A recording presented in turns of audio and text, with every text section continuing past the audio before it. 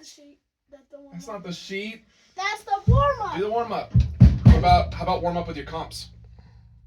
Maybe. I just want to do jazz sheet now. But we gotta warm up first. How many comps do you remember? Like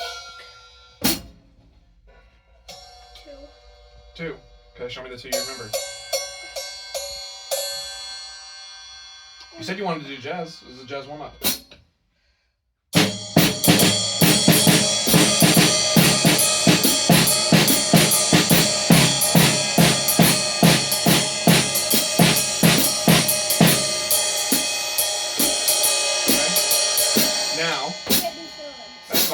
That's fine. Now play it like a jazz drummer.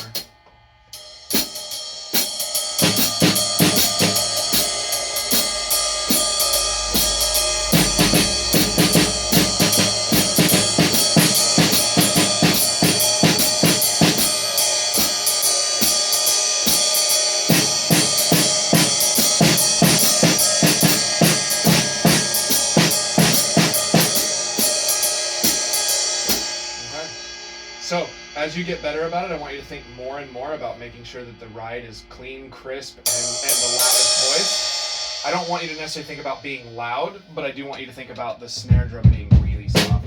Because what has a tendency to happen, let me show you the difference. Watch. So when you think about playing the ride loud, then you get...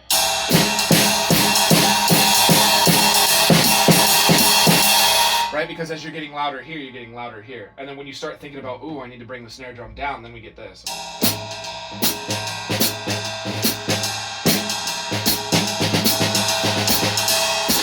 Right? So what we want is we want kind of the best of both worlds.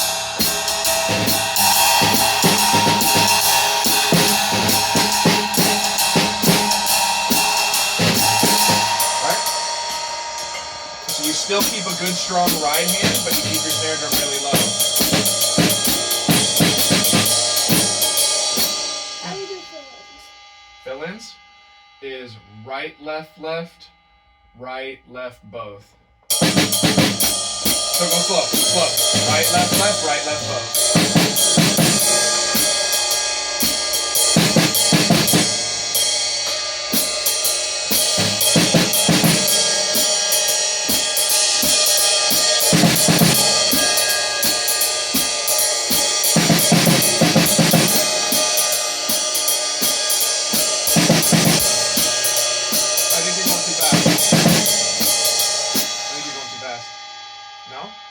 Because it's not coming out real clean.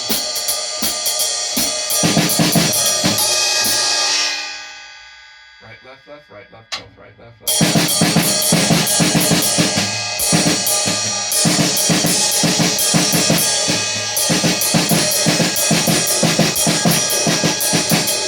That one was, as you slowed it down a little bit, it started to get a little bit better, but your control of volume went out.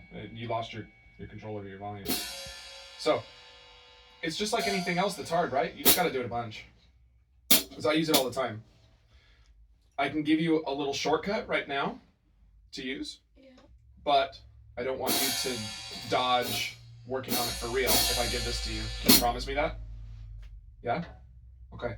So, in jazz, you don't always have to do shut the door, right? It doesn't always have to be. In fact, oftentimes I use kind of a hybrid.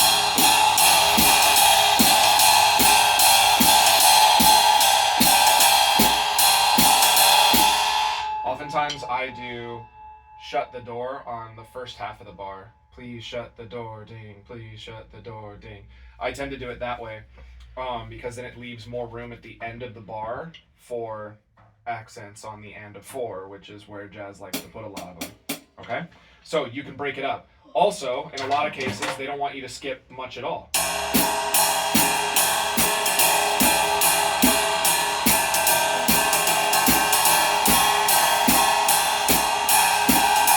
That kind of thing, okay? So, I had to teach it to you the harder way first because that builds your coordination, but eventually you can back off of it a little bit. When you get to fill-ins, you can just drop to quarter notes.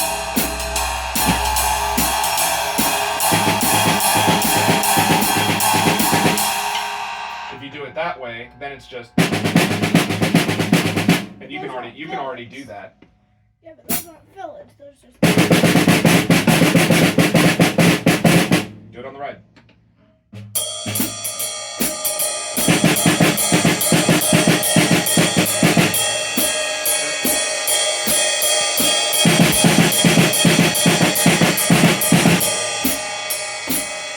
I can't keep it going. Not, when you say you can't, it means you can't yet, but you will, right? Yeah, see, that was already pretty good.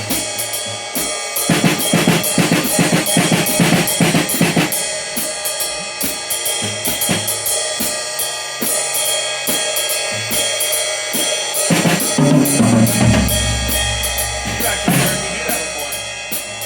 You've heard me do that before.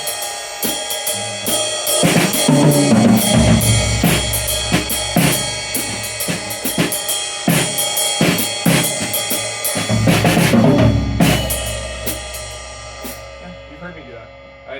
In here I've done that before during like kind of the more Philly sections.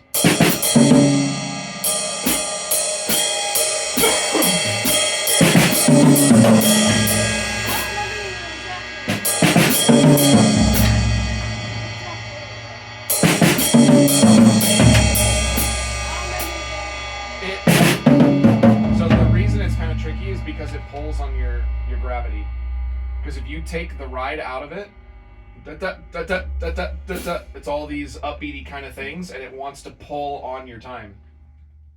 So it gets a little bit weird. But that's why you got to really dig into your ride, because not only will that help you stay in time, but it'll help the listener too.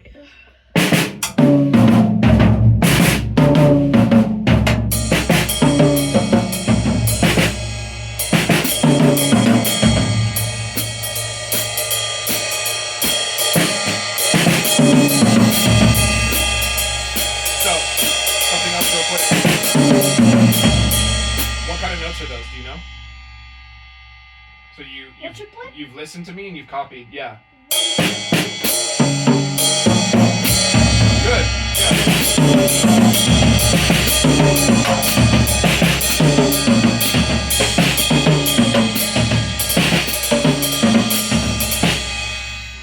Now you're getting crazy. Yeah, I'm so.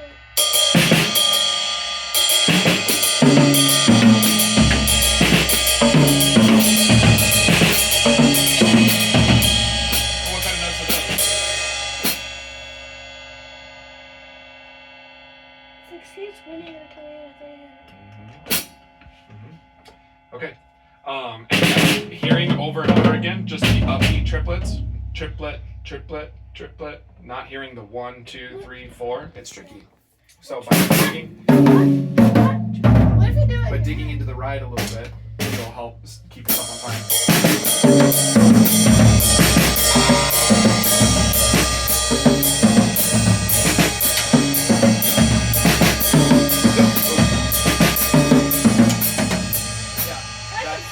The beginning of that right now was probably the cleanest I've heard it.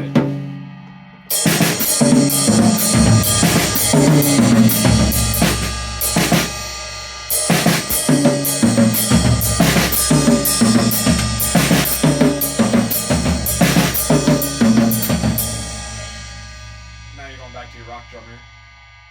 Da da da da da da.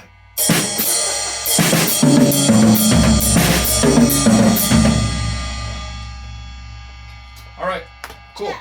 So that'll work. All of those things need to be really comfortable so that you can fluidly move in and out of those. Because the big one that's going to start to happen is once you get to a point where you can read well, then we're going to have to kind of shift gears again a little bit, because very much of what jazz is it's dynamic. It's alive. It's different every time. It isn't static. So when you learned how to play the middle, for example, right? You learned how to play the middle exactly the same way every single time. Maybe your fills would change a little bit, but for the most part, if I asked you to play the middle just like you played it at Rachel's concert, you could play it almost exactly the same, right? Yeah, almost exactly the same. Jazz kind of just isn't really that way. So I've been playing this the same way because I'm playing along with a recording, but when you're playing with people, someone's going to try something that you've never heard before.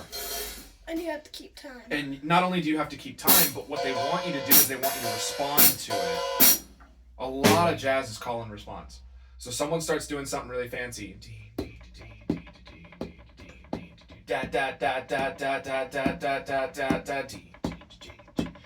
Then for you to turn around and give that back to them, they'll look at you and they'll smile because they know that you're listening.